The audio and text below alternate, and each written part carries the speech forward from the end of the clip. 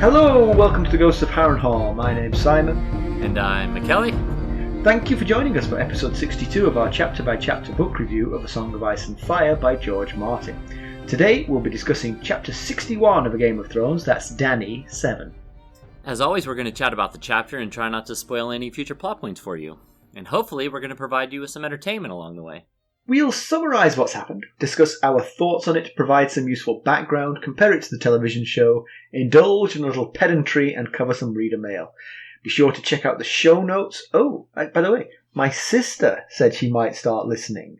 Oh. And she said, do I need to read the book? I said, you don't have to read the book, but if you don't read the book, you should read the show notes. They will help you if you're not reading along. So exactly. That's why you should read the show notes. How are you, sir? I'm all right. That reminds me, my sister-in-law said a similar thing. She said, I want to listen to your podcast, but I haven't watched the TV show first. And I was like, well, we don't do our show based on the TV show, so you don't have to read the TV show or watch the TV show at all. Yeah. So I think my sister has watched the TV show, so she'll get what's happening. You know, yes. She won't have to rely as heavily on the show notes as your sister-in-law. Right. So I have two toilet stories for you. Yes, you mentioned this yesterday, and I've been very Two curious. Toilet stories, not one but two. So you the first one, a great GIF to describe your stories. Oh, you liked that GIF, didn't you? Yeah. They're just there in Teams. You just go into Teams into the GIF thing, and I just typed toilet, and that was the first one that came up. I was like, good enough for me. So the first one is just like coronavirus madness and how stupid the world is. So Carson, my wife, as you know, is a TA in a pre-K class, so 4-year-olds. And she's been going into work now for like 4 or 5 weeks. She goes every day, and she sits in an empty classroom with 2 other teachers. Yep. And they do video classes. Already stupid. If you're going to do video classes with the kids, why not just do that from home instead of spreading the disease? But anyway, okay. So they wear masks all the time and they're careful, but there's 3 of them in this classroom. It's not very big. But when they go online with the kids, they take their masks off, and the rules are they can't be in the same room. And so there's 2 rooms, and so the TA and the teacher go in those 2 rooms. And Carson goes to the bathroom and does her video conference from the toilet. She sits on the toilet for health reasons. For health reasons, she does her video her work from the bathroom. What happens if one of the kids needs to use Well, there aren't any kids there. There aren't any kids. It's just the teachers. What? Don't get me started on how daft this is. They go into the classroom to record. Not to record, to do live classes, but they have to be in different rooms to do the live classes. But where are the kids? They are at home. So they go into the classroom and do live video, but there's no kids present. So correct. Couldn't Carson just do her video call from where you're sitting right now? Which is not a toilet. Right. You are not sitting. To be clear. I can tell you are not sitting on a toilet. So it's just crazy. I'm like, what? Why are they dragging you into the... I mean, they're dragging you from an environment which is secluded and safe and perfectly amenable to video conferencing with children. Yep. To having to sit on a toilet because there's no room for you to do this. I still don't get why she has to sit in the bathroom part. Because they have to take their masks off to do the video conference. And so the teachers can't be in the same room together. And they're not allowed to be in the same room. So they have 2 rooms. And the only thing they... Are the rooms that small that the teachers would be less than 6 feet apart? I think they're not supposed to have their masks off even more than 6 feet apart. I was just thinking maybe she could do it from one side of the room, the other one could do it from the other side of the room. You don't need that much space to do a video call. Anyway, the other thing when the kids come back, they're going to do nap time. Yeah. And I've been doing like optimization algorithms for how to lay 15 children down on the floor of this classroom so that none of their faces are within 6 feet of each other. I saw the schematic in our on our Google Drive there. It's good that you have so many degrees in mathematics. I'm sure it's come in handy. That did come in handy for that one, yeah. All right, let's get down to business. Quick recap of what Dany was up to last time we saw her. Last we saw Daenerys Targaryen, she was narrowly avoiding quaffing poisoned wine. The near miss had convinced her husband Khal Drogo that they should cross the narrow sea and take back Westeros. The khalasar was headed west from Vaes Dothrak. Why don't we give them the summary? Okay. Well, Dany surveys the scene of carnage. The khalasar has come across Khal Ogo and his riders laying waste to a town of Lhazareen shepherds. No longer in Vaes Dothrak and bound to the internecine peace, Drogo attacked, destroying the town, killing Ogo, his son, and many of his men. It's a big win for Drogo, generating as many as 10,000 new slaves. Such a bounty could easily fund the excursion to Westeros. Ser Jorah advises Dany that they head south to Meereen, where they'll secure better prices for the slaves. Dany is not thrilled by the scenes of rape and pillage that unfold, and has Ser Jorah and her bodyguards, very much against their wishes and advice, rescue several female slaves from their tormentors. More blood is shed. They find Khal Drogo sporting a couple of nasty but not life-threatening wounds, an arrow through his bicep and a gash across his chest. He's pleased to see Dany, but Maego arrives with a stream of angry words to Drogo, obviously about Dany, although her Dothraki was not good enough to catch it all. Drogo is puzzled and asks Dany what she's up to. Dany says that she thinks these slaves should be made wives of the warriors. Quotho snorts that horses don't marry sheep. Dany retorts that dragons eat both horses and sheep. Drogo is delighted. He feels her spikiness is because she carries his fabled son. He tells Maego to go find a different lamb to mount. Drogo reaches for Dany, but winces in pain. She calls for a healer, but he has sent them all to tend to his wounded warriors first. One of the women Dany has rescued volunteers to help. Her name is Mirri Maz Duur, and she was a priestess and healer. She tells her backstory and has traveled far and learned much, from a Westerosi maester named Marwyn to others from as far away as Ashae and the Jogos Nai. The Dothraki are sceptical of allowing her to help, but Jorah tells Dany the maesters know a lot about healing. Dany decides to trust the woman. They take Drogo to the temple where Mirri's medicines are kept. She removes the arrow, stitches him up, applies antiseptic and bandages him. It all looks good. Dany asks if Mirri Maz Duur, who's also a midwife, will help her when the baby comes. Quotho is not so convinced and tells Mirri Maz Duur that Drogo better be fine or she's for the high jump. Is that a British term for the high jump? I guess it is. When I wrote it, I thought, I wonder if Mackelly will react to for the high jump. Yes. I did not know. I took a guess and it meant she's in big trouble. She's in big trouble, exactly, yeah. I mean, I think usually it means sort of like you get fired, get fired or perhaps. Oh, okay. I did not know that. I was a high jumper in high school, so you'd think maybe I was familiar with such terms. But no. What could you high jump? My best? 6 feet 2 inches was what I did. Wow, that's impressive. I struggled to reach a bar 6 foot 2 inches with my hand. I too could jump onto a mat with a bar 6 foot 2 off the ground, but I would go under, not over. That could be a competition too. You'll keep lowering the bar to see if you could slide through, like a mail slot. Yeah. So, yeah. I mean, not a lot happens here. I mean, no, not really. Dany is clearly. I mean, she's been turning Dothraki since the first Dany chapter, basically. But there are some things that the Dothraki do that she can't really stomach because she isn't. Yes. Yeah. No matter how much she tries, it's just not in her to deal with some of these murder and rape type situations. Jorah comments that she's just like her brother, and Dany and pretty much anyone reading the chapter would have had a moment of, what?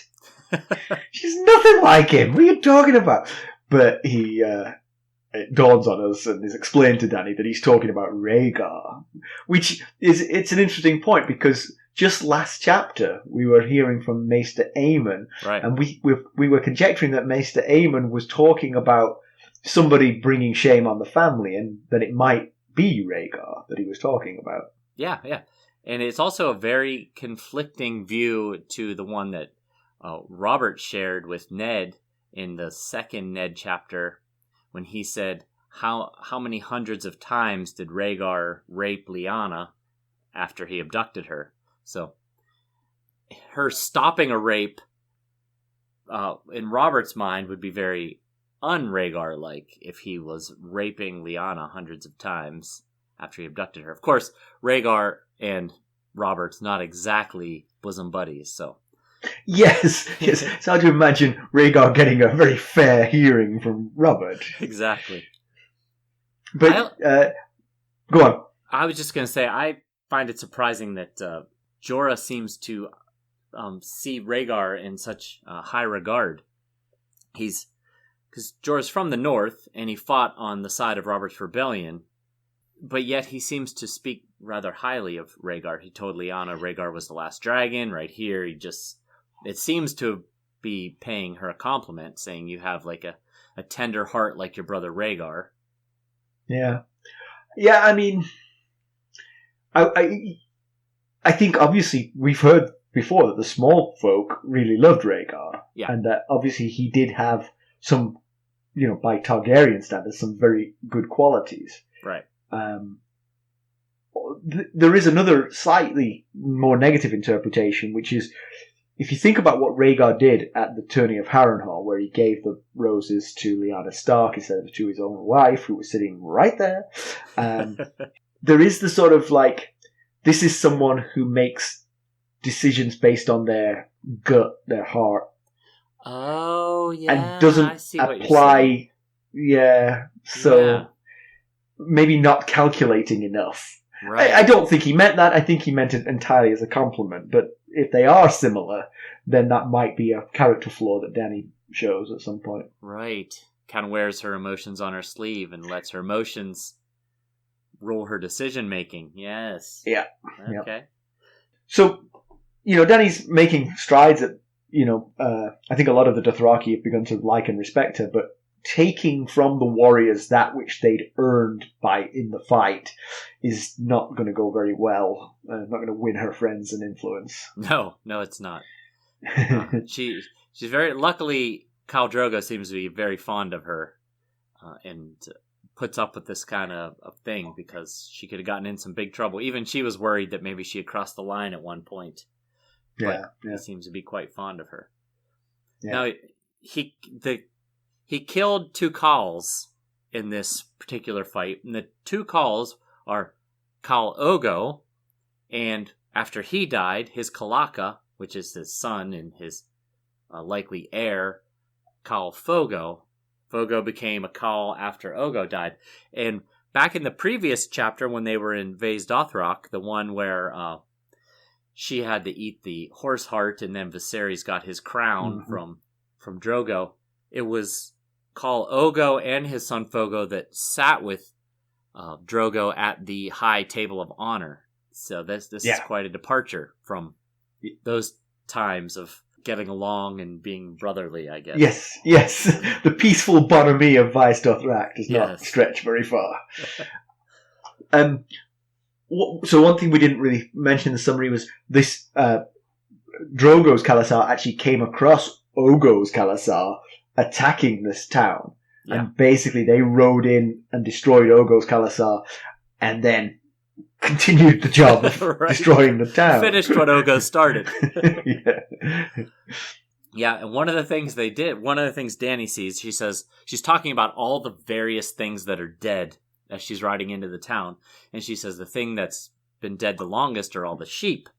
And then she thinks, I know it was Ogo's khalasar who killed the sheep, because no one in Drogo's khalasar would waste an arrow on a sheep when they know there's shepherds to be killed. And I wondered why they killed all the sheep in the first place. And I guess they don't care much for mutton, because it seems like a large, crop of food source sitting here. What you don't know is that the Lhazareen have very carefully trained their sheep to be watchdogs. Okay. So they had to take them around first. Exactly. They're the most important element of the... Yeah, I thought he must have a sizable khalasar. If Drogo's is 45,000, and Jorah mentions that there are about 10,000 left after the battle and after most of his men flee. He has a pretty sizable khalasar. They might have wanted to keep a few of those around for food purposes. Maybe, make some sweaters out of their wool that they could barter with. It'd be funny if all of the Dothraki warriors sat down and started sort of carding the wool to try and get it. And they're all knitting. We're not leaving here until I got a big old scarf. Come on. I need an affinity scarf before heading to Westeros. But actually, so it's funny you said that about Ogo's khalasar, because I wasn't sure how big it was, but this town, the 10,000... you think are mostly from Ogo's khalasar, not the town. You think the town was quite a bit smaller than this. He doesn't say specifically. Yeah. What he says is most of Drogo's riders have fled, but there's still about 10,000 slaves. So, we don't know what makes up which portion. Dany mentions that there are both the town people slaves and the Dothraki slaves, which we'll get into here shortly about the Dothraki slaves, but so I don't know what the breakdown is of Dothraki slaves versus Lhazareen slaves. Right. And presumably Ogo's khalasar had some non-Dothraki or some Dothraki slaves of their own as well, so I guess so. Probably some of those get transferred across as well. Yeah. So we've been mentioning the Lhazareen. They're from Lhazar in the which is southwest of Vaes Dothrak. It's towards the southern coast of Essos, not far from what's known as Slaver's Bay, which is where Jorah was recommending the khalasar heads now to sell their new slaves to make the money for the ships. Yeah. And Dany remembers that Khal Drogo told her that these Lhazareen belong south of the river and that the Dothraki Sea is not for sheep. Now, he's referring to the Skahazadhan River, and she didn't specify this, but what I took from that is possibly did he mean that this attack was because they had built a town north of the Skahazadhan and they were destroying it, saying, you don't belong here, this isn't your area, you belong south of the river? That's a good question, actually, because I did wonder about the motivation for this attack. I mean, obviously you want to sort of like get slaves wherever you can and apparently kill sheep for fun, but it does seem sort of like gratuitous, but maybe you're right, maybe that's it, maybe it's a matter of territory. They crossed over because they saw this rich grazing land that their sheep could make use of, and so because at no point does it describe the Lhazareen as nomadic. I mean, it feels like they set up an encampment, more than an encampment, a town here. Yeah, they're kind of like farmers is how I understood it. Yeah, they're not nomads. Which you got to wonder about this decision. I mean, that grass must look greener on the other side of the river, but it's going to be redder pretty soon with your blood. Exactly. If that's what happens to you, if you happen to get caught by the Dothraki, I mean, I might take them across the river, graze them, and bring them back every night. Right? Yeah, like that might sneak attack on the other side of the river. Yeah, I had that same thought. Setting up shop on the northern side of the river, unless there's been no warning. Like, this is the first time this has ever happened. Seems like maybe not a great idea. Yeah. So, back to the issue of slavery. I wonder, a lot of Ogo's men escaped, but presumably some of Ogo's some of his warriors were captured. And I wondered if there's any room for them in Khal Drogo's khalasar. It seems to me that that's how a khalasar would grow. Yes. By subsuming other warriors. But that never gets a mention here either. It's all slaves or ran away, basically. Yeah. I had the same thought. I thought it seemed like an odd tradition of enslaving your own people. If all members of defeated khalasars automatically end up as slaves of the new one? Does that mean that when Rhaego unites all the khalasars, the entire Dothraki nation will basically be slaves to him? the economy of slavery just does not hold up. No, it doesn't. At some point, you gotta become one people. I mean, they are one. That's the thing. They're one people. They have the same traditions, customs, values, beliefs. So why are you enslaving them? Okay, maybe you give certain members of that khalasar like lowly jobs until they prove themselves or something. Right. Yeah. But I'm not sure that enslaving them all is the way to go. Yeah. And of course, I mean, you want to be careful which ones are the blood riders. Because Khal Ogo's blood riders have got it in for you right now. Yes. Those maybe you want to kill or sell as slaves or something. Maybe kill those guys, actually. Yeah. And it's very different compared to Westeros. Because in Westeros, usually when you defeat a group in battle, you get a pledge of fealty from them, and then they become part of your group, Right. Yeah, it's not like Khal Drogo had a vastly different political outlook than Khal Ogo. Right. They ride around the Dothraki Sea killing people. That's what they do. Oh, I'm not doing that. I mean, I'd do it for Ogo, but... Not for you. Yeah. What do you think I am? Put me in slavery. Yeah, and Dany's upset by all this. And she thinks of it as... the price of war and the price to pay for the Iron Throne. But again, we've mentioned this before. This is what Westeros very well might look like if she takes all these Dothraki over to Westeros. She takes a khalasar 45,000 Dothraki warriors to Westeros. They're not going to defeat you in battle and then say, have your lord pledge fealty to us, and then everything's good again. At some point, you need someone to be able to sell your slaves to. If you enslave everyone, well, that's just a lot of mouths to feed at this point, Yeah. So we skipped over it in the summary, but when Jorah and Dany are riding sort of through the scene of the aftermath, there's a slightly odd anecdote about Ser Jorah actually killing one of Drogo's men for teasing him about the fact he was wearing armour for the battle. Yeah. Which it seems a very Dothraki thing to do. And so I think the Dothraki would respect him for that. But he isn't Dothraki. Right. And it feels like you might be overstepping the mark. I mean, sure, you did save them from the poison wine. Yeah. You've earned some credit, but killing members of the khalasar seems like it might be a step too far. Yeah. Especially just before a battle where you need that guy. Right. Yeah, exactly. That was before the battle, because they were making fun of him when he put his armor on, which likely you would do prior to a battle. So you would think. Although, if Jorah was putting his armor on after the battle was over, I think they were right to tease him. I agree. That must have been the reasoning there. Why are you putting it on now? I think the point of the scene was to show that Jorah is a good fighter and he's not to be taken lightly. He's kind of a badass. Yeah, I mean, if he just killed a shepherd, that would not be that impressive. Yeah. He could have killed one of Ogo's men to achieve the same goal, just FYI.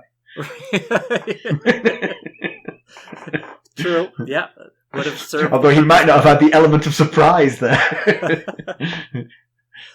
How do they tell each other apart? It's not like they wear sigils and stuff.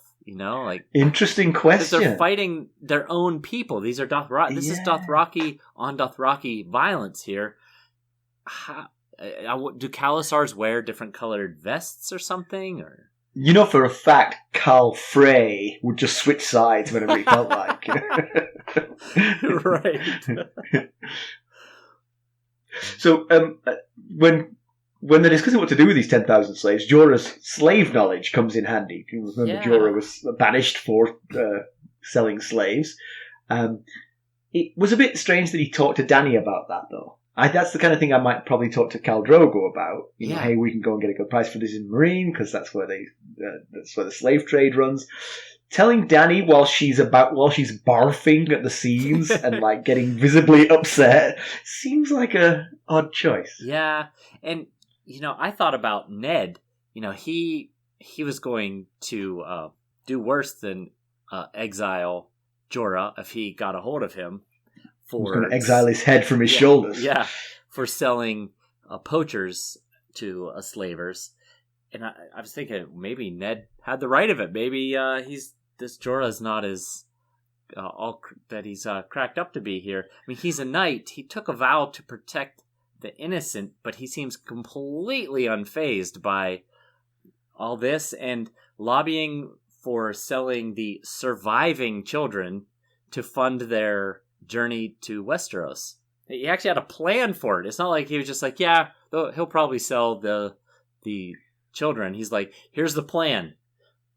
Because Meereen just had a plague, they need more prostitutes and young boys, so we can sell them there and really fund our journey. Yeah. I mean, the other thing to remember is that if rumor is now, I'm getting confused now between TV show and books. So call me if I overstep the mark here. But don't we believe he's got a pardon for his efforts? We believe he was offered a pardon, that was on the table. But being last chapter, the fact that he prevented the assassination rather than encouraged.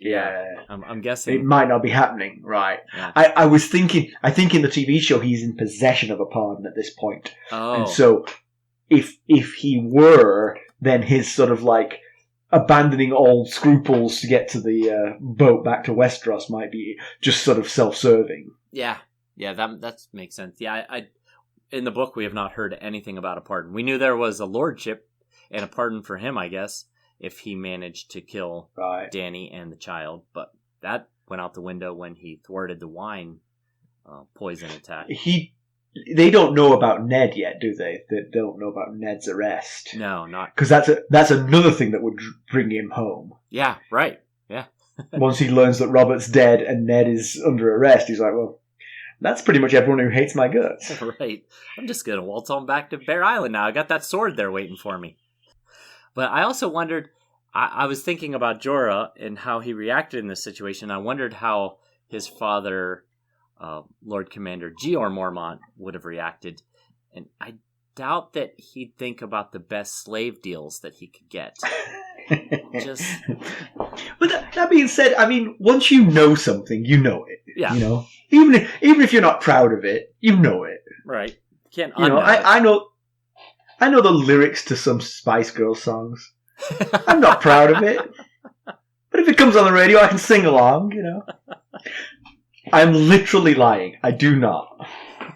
I'm trying to think of one right now, and I can't think of a Spice Girls song.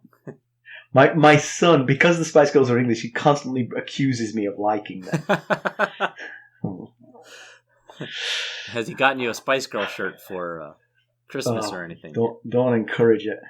So Dany stops the rape that's going on, and that also leads to some bloodshed, as I believe 2 of the rapers end up dead in that fight. One from Jogo, and one gets an arrow through him, and the other, I think Jogo takes his head off or something. So more bloodshed, Dothraki on Dothraki bloodshed here, and this is within their own khalasar. So khalasar, right? Yeah.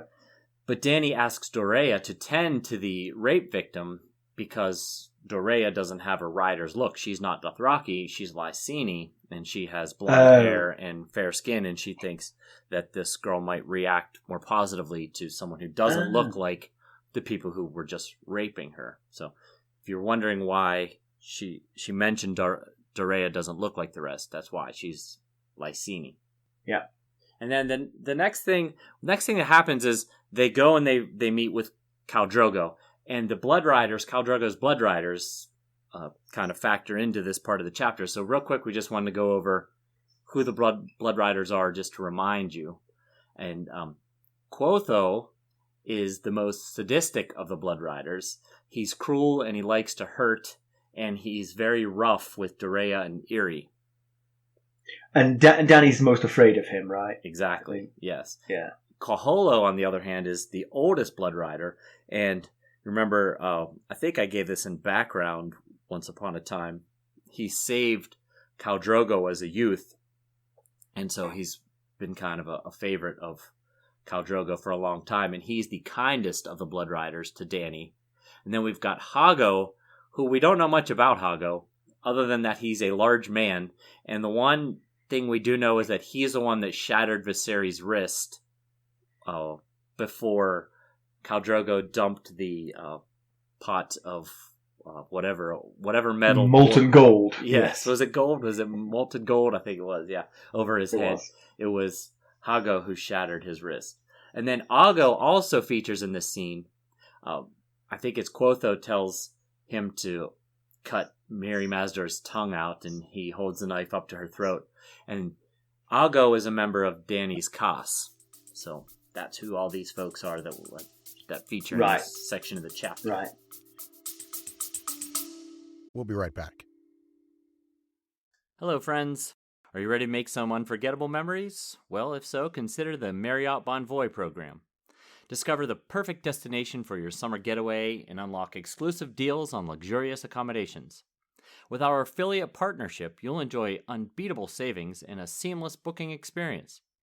Don't let summer slip away. Visit Marriott Bonvoy today and make this vacation season one for the books. Use our Ghosts of Harrenhal affiliate page to check it all out and buy Bonvoy points or give some as a gift. The link to our page is in the show notes. So Dany goes to Drogo with a growing retinue, entourage of freed female slaves. And she's closely followed by Margot, who's one of the people who she's taken the slaves from.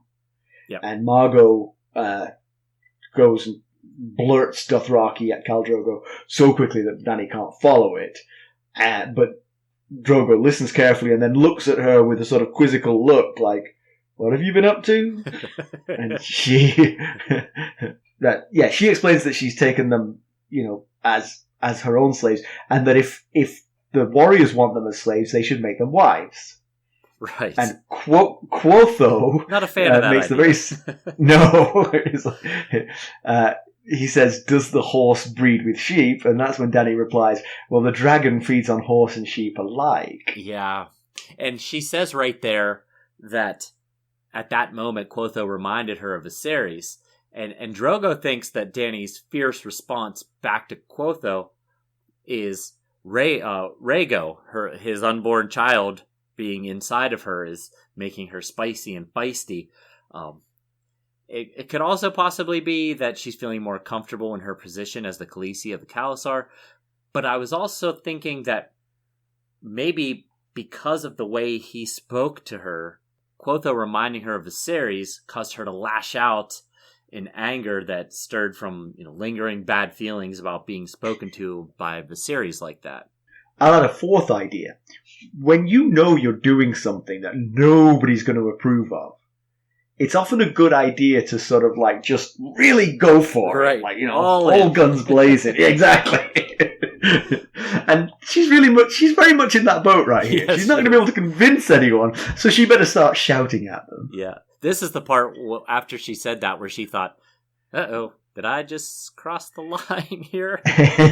But no, that's Khal Drogo. He's very impressed at her feistiness. Yeah. I wonder if has she not shown much of that, do you think? I mean, I'm trying to think back. I mean, I feel like she was like that when Viserys was killed. She was stoic and didn't care. She didn't cry. She didn't actively do anything, but she also didn't react negatively either. So yeah, that probably Khal Drogo noticed the stoicism in her. And she ate a 7-pound horse's heart, which I have on good authority is not an easy thing to do. Now that is some serious feistiness right there. She's definitely all in on this if she ate a horse heart. Yeah. And by ripping it with her hands and teeth, nonetheless. She didn't even get silverware. But then we meet Mirri Maz Duur here. Khal Drogo's injuries, they don't look, easy for me to say. That they don't look that bad. I remember that time when that arrow went through my bicep. I laughed that off. It was nothing. he's got a arrow through his bicep and a slash across his chest. In fact, his nipple is gone. She notices. Ouch! I know.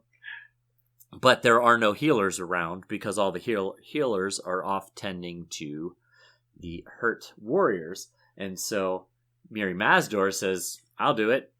I can heal you. And she's kind of a tough one to figure out because she's here in this Lhazareen village, but Dany notices that she's dressed in fine clothing, significantly finer than anybody else was wearing in the village. And we discover she's got maester training. She's learned from the Jogos Nai and Asai mages. And she also speaks Dothraki and the common tongue very well. So there's a lot going on here in this Mirri Maz Duur. What is she doing in this random Lhazareen village? Yeah.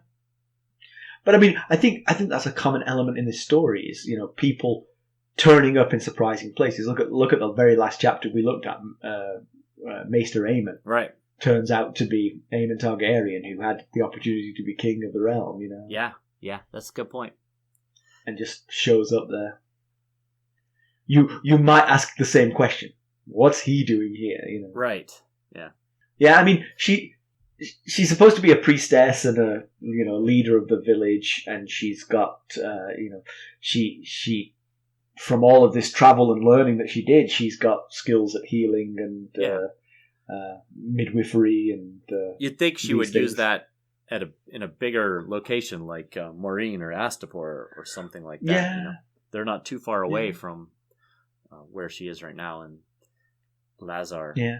The other thing is her volunteering. I mean, I can imagine that the slaves that Dany just freed, and I use air quotes around freed because she's not really freeing them. She's seems to be making them her own personal slaves. Right. Yeah. There doesn't seem to be any sense of letting them go. Yeah. But you would listen attentively when they were talking to each other about, getting his wound stitched up. And if you had the skills, would you volunteer? Would you volunteer to help? I mean, these people just killed everyone you knew and loved. I mean, right. Yes. She's freeing them from the same person who put them in that position. Is the Khal and his khalasar that caused all the death and destruction in her village in the first place. So do you trust this person to then heal the Khal? There's one of two ways you could look at it. If you're an optimist, you would think, well, she wants to prove her worth and maybe elevate herself in the slave stock situation here. Maybe she can position herself a little bit better. If you're a pessimist, like all three of the Blood Rider are, you'd say, no way, this lady's got, she's up to no good here. We don't trust her. Her own case that she makes for herself is that she says, we're all one people. Anyone who's her, deserves to be tended to, right. Without exception. So she's, and she's obviously, sort of like religious, and it seems to be a religion of peace and love rather than a religion of fire and brimstone. So, yeah, how it sounds anyway. But Dany's rationale is that this old, homely, thick-bodied woman didn't look like a magi. So, a magi being a witch or a wizard of some sort. Yeah, that's what Kaholo, Kotho says that she's a magi. And Dany had heard from one of her handmaidens about these magis, and they were terrifying. They come and they suck the soul out of people and stuff. And she was like, well, this lady doesn't look like a magi. Not the way you portrayed it anyway. Right. But also, she's the only one that thanks Dany. Dany kind of, as she's riding through the village, she's gathering women that are currently being raped and taking them as part of her posse. And none of them thank her except for Mirri Maz Duur. So, I was thinking it could be politeness, just general politeness. Maybe it's because she clearly has a leadership position in the village and, has more confidence to speak up to her. Or maybe it's because she doesn't really belong here because she doesn't seem to be like the rest of the people. So yeah, interesting.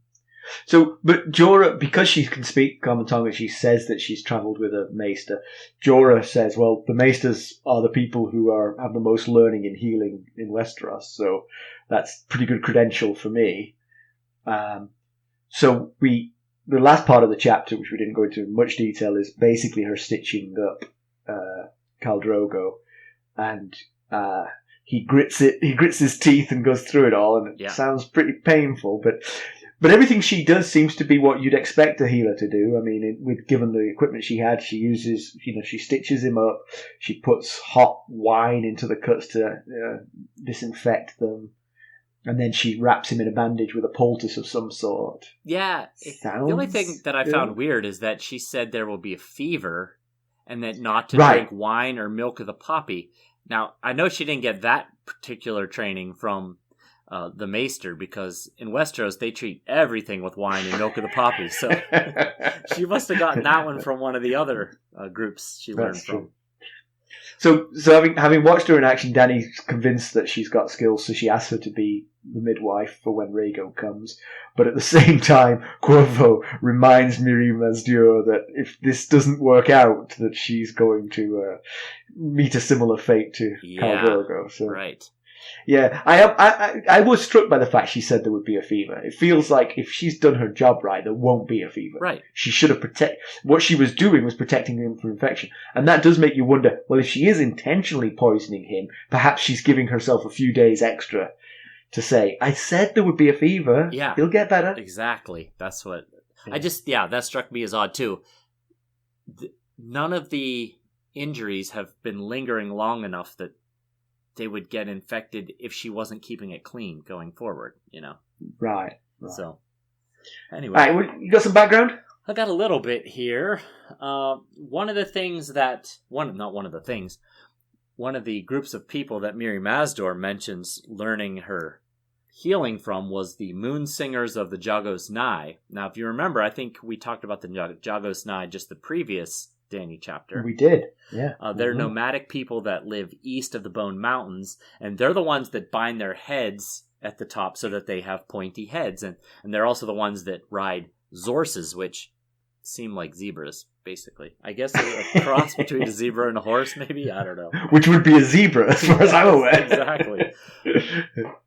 Moon Singers are priestesses of the Jogos Nye. However, their religion has spread over Essos, as Moonsingers were among the escaped slaves that founded the city of Braavos, one of the free cities on the western side of Essos. Each band of Jogos Nye is led by a warrior chief called a Jat and a Moonsinger. A Jat commands in matters of war, raid, and battle. However, the Moonsinger commands over any other aspect in the band's life, including acting as priestesses, healers, and judges. And males can also be Moonsingers. However, this requires boys to dress and live as women. We'll be right back. This episode is sponsored by Audible. To get a free audiobook, or 2 if you're an Amazon Prime member, go to our exclusive URL, audibletrial.com/ghostsharrenhal. You can find the link in our show notes. Yeah, interesting. So, the maester that Mirri claims to have travelled with was called Marwyn. There was indeed an archmaester called Marwyn. He was known to have travelled for 8 years in Essos, and it's from his writings that most of our knowledge of Ashai is gleaned. Uh-huh. So that does back up her story. It does. That's background information that obviously Dany didn't have at her fingertips. Right. But... The best they could do. Oh, yeah. The best they could do was Jorah saying, "What does this maester wear around his neck?" And what would you recommend for bunions? Milk of the puppy? Okay. You know your stuff. Boiled wine? So Drogo's blood risers all assume immediately that Mirri is a witch. She claims to have healing arts. And that got me thinking about why that connection exists. Because that connection exists, or used to exist anyway, here in our world. Right. That basically a woman who could heal was therefore a witch. And I sort of just doing a little bit of research on that. Read a very interesting piece by Barbara Ehrenreich, who's a writer that I've read other things by, on the association between midwifery and healing generally and witchcraft. Often the ability to heal, particularly in obstetrics, was considered proof of witchcraft. That's all you had to do was just if someone could say, "Oh, she successfully helped me when I had a difficult birth," that was proof of your witchcraft, and you could be burned at the stake. Wow. Yeah. That doesn't make a whole lot of sense, but okay. Yeah. But what was particularly, I think all this is known. I mean, most people recognize that this kind of thing went on. But there was an interesting facet of her thesis, of Barbara Ehrenreich's thesis, was that one of the motivations for the witch hunts of the 14th and 17th centuries was the simultaneous elevation and codification of the nascent but expanding formal medical universities. Okay. They were on the rise in that same period. They were exclusively male. Right. And these healing women were in their turf, were in their territory. Okay. I see. And so not that they organized the witch hunts, but that they were very much part of the patriarchy, and they gave tacit support to rooting out these women and making sure that this didn't go on anymore. And so, basically, to a certain extent, I think this continues even today, because I know that in the United States, for instance, there's quite a strong divide between midwives and obstetric doctors. Sure. They don't seem to like each other. Right. Yeah. And it feels like it's a strange remnant of an earlier time. But anyway, I just thought it was interesting stuff. That is interesting. Yeah. Thank you for sharing. So, you're welcome. So, comparison with the television show, it was somewhat simplified. There's none of Ogo's khalasar. It's just the Drogo's khalasar laying waste to the Lhazareen. Okay. Dany does rescue Mirri Maz Duur and grabs a bunch of other women at the same time. In the book, she sort of saved one woman, then saved another woman, then saved another woman. It was kind of like a herd of them in one fell swoop. Okay. And nobody gets hurt in the process, so there's no blood shed then at the point she's rescuing them. She goes to Khal Drogo, but Maego gets there first. He's already talking to Khal Drogo before she even gets there. Oh, all right. So, yeah. Drogo is not hurt at this point. Oh. There's a slight difference. Drogo is not hurt. That's quite the difference. Right, because she gets angry in the same way. He gets happy about that in the same way. He tells Maego to go find another lad, but instead Maego challenges Drogo. Oh, that's a bad idea. Exactly, it was a very bad idea. But he wounds Drogo. Obviously, Drogo wins the fight. Yeah. But Maego wounds Drogo on the chest, and that's the wound that Mirri Maz Duur has to cure. Okay. But what's funny about it is it was entirely self-inflicted, because basically Drogo decides to fight without any weapons in his hands. All right. Maego has his curved sword. Yeah. Drogo comes empty-handed. And at one point, Maego's sword is against his chest, and instead of doing what I would do, which is like back away very quickly, yes. He pushes himself onto it, flexing his pecs, Ow. Why? Ouch, exactly. Because he's Khal Drogo. He can do that kind of thing. Yeah. So the scene ends with Drogo accepting Mirri's help. Thankfully, we don't get to watch all the surgery. So I welcome that decision. Yeah. But otherwise, very similar. Okay. So, pedantry corner. I thought of one, but then I had to retract it. The one I thought of was when she's taking the arrow out of his arm, she takes the head of the arrow off and then pulls the shaft back out, which didn't seem right. But I then reread it, and the arrow had passed through, so that would make sense that you take the head of the arrow off and then pull the thing out. I thought it was just embedded. Otherwise. I thought it was embedded in there, and it seemed like that would be the worst possible scenario. But it had passed through, so yes, no pedantry there. You had one though. I don't know if it's pedantry or not. Maybe I just don't fully understand Dothraki culture. But the braids and bells thing confuses me some. Now, so what happens is, after a Dothraki warrior has a first battle that they survive, they can start growing their hair in a braid, and they don't cut that hair until they lose in a battle. until they're defeated in a fight, basically. And every time they win a fight, they add bells to their hair.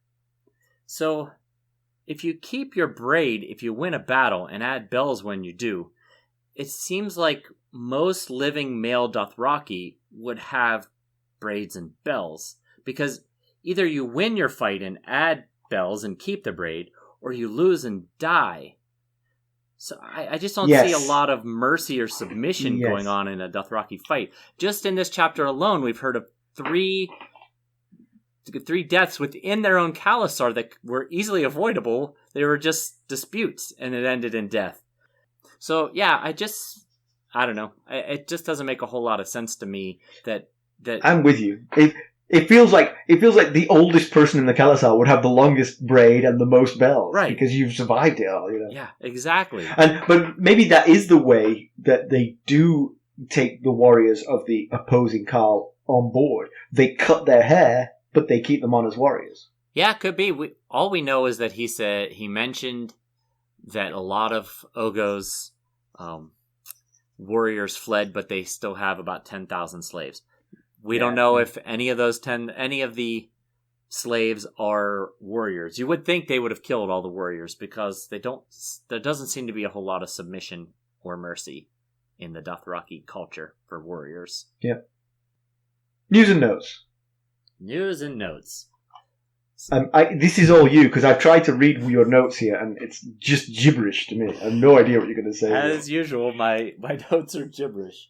Yes, it's done in my own version of shorthand so that I could remember, which oftentimes what gets cut out of the episode is me reading it over going, what am I trying to say here?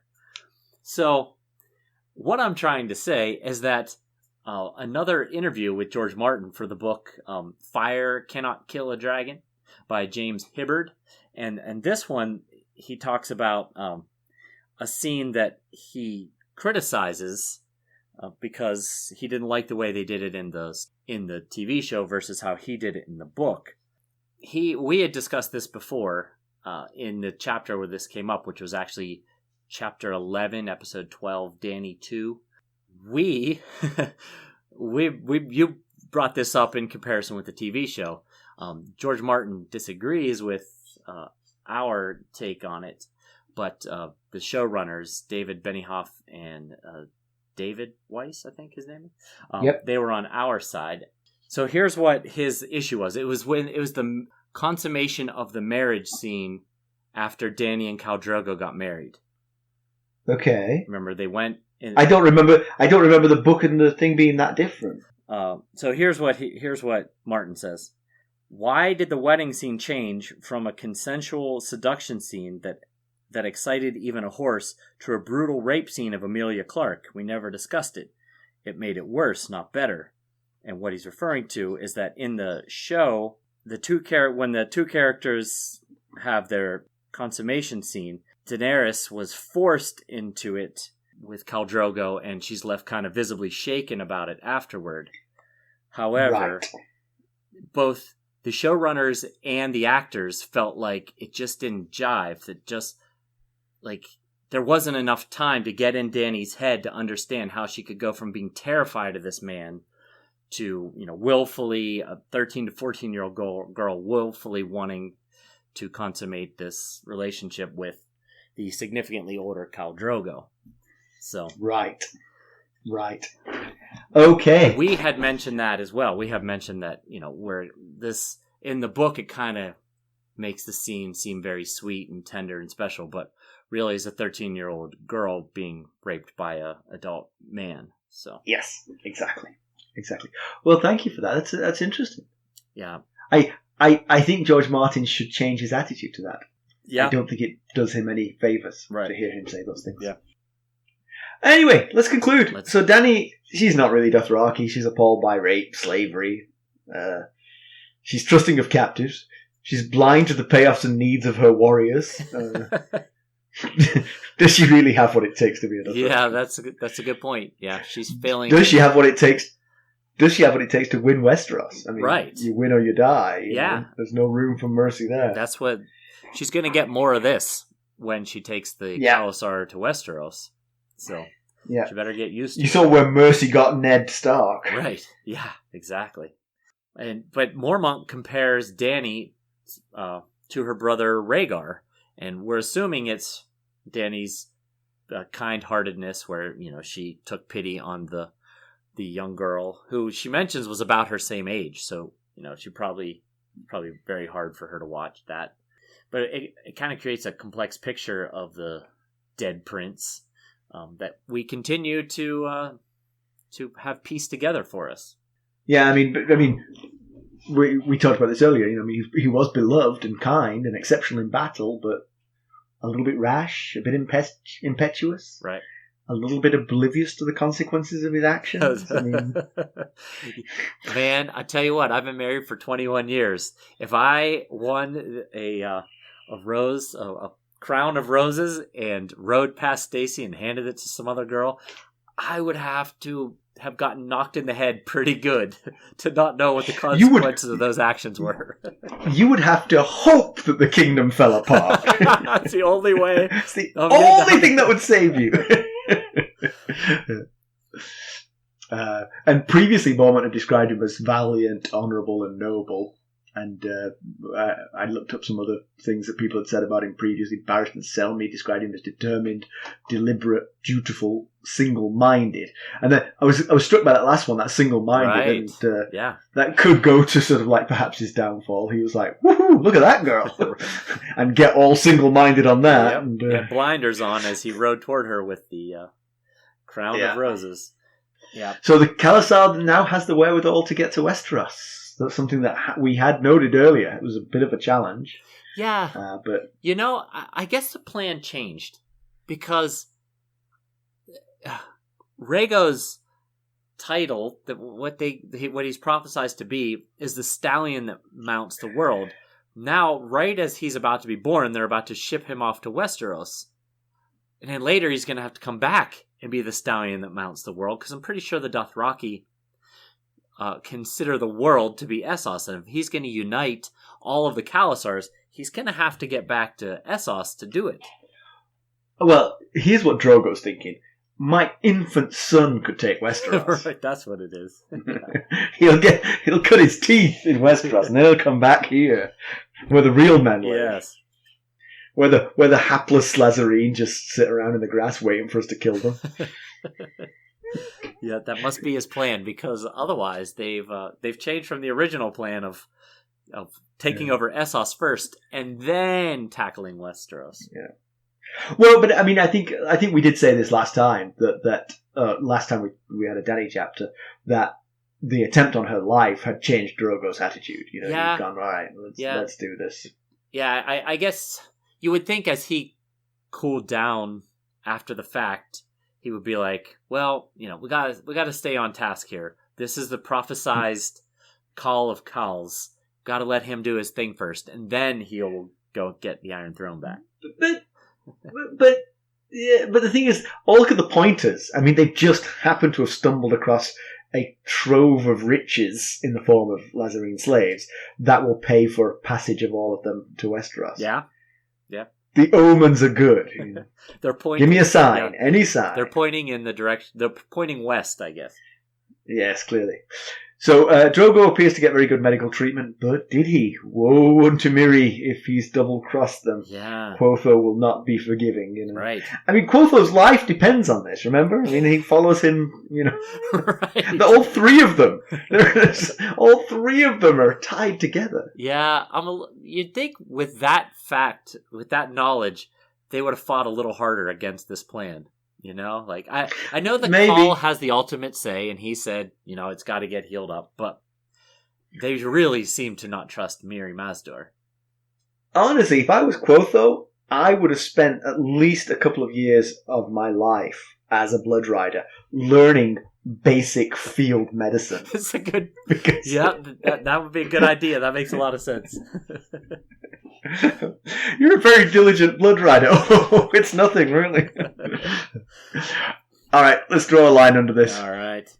As always, you can reach us at ghost.harrenhall and at gmail.com, and follow us on Twitter at @GhostHarrenhall. We're on Facebook, Instagram, and YouTube. And if you please wouldn't mind going out and giving us a rate and or review, wherever you can do so. We would greatly appreciate that. If you don't have time to leave us a review, we understand, but if you would please just consider giving us 5 stars. That takes but a second. We would greatly appreciate it. Yeah. Thanks for listening. Thanks. Bye. Bye. Hey everyone, it's Mac. Simon's second toilet story ran a bit too long, so we had to move it until after the music. So if you're interested in hearing it, stick around till the music's done.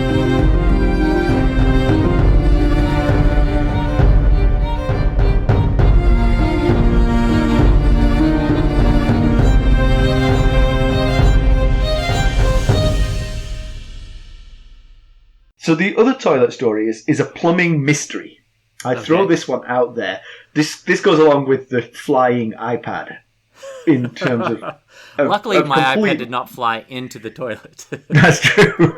Nothing to stop it. Nothing can go wherever it wants. Right. So I go to the bathroom and I walk in and there's water on the floor. And I'm like, uh-oh, trouble. So I mop up the mess and I trace the leak. And the leak is coming from the screw that connects the cistern to the sit part of the toilet. It's dripping down that screw. So the water, I'm guessing it's coming from the cistern because it comes from the cistern down that screw and down to the floor. Yeah. So something's wrong. I stick a bucket under there. I turn the faucet, the tap off, and I flush the toilet. So it flushes, empties the cistern, no more water there, but the bucket in case. And I leave it alone. And I say, don't use that toilet, use the other toilet. So, we're done. I come back to it the next day. The bucket is full. What? Like, full. And it turns out that I thought I hadn't turned the tap the whole way. I'd left it. So the cistern had filled back up again and the leak had happened again. Oh, man.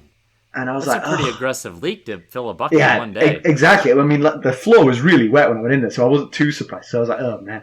So I throw the bucket of water down the toilet and I turn the tap the whole way and put the bucket back and flush the toilet again to re-empty the cistern.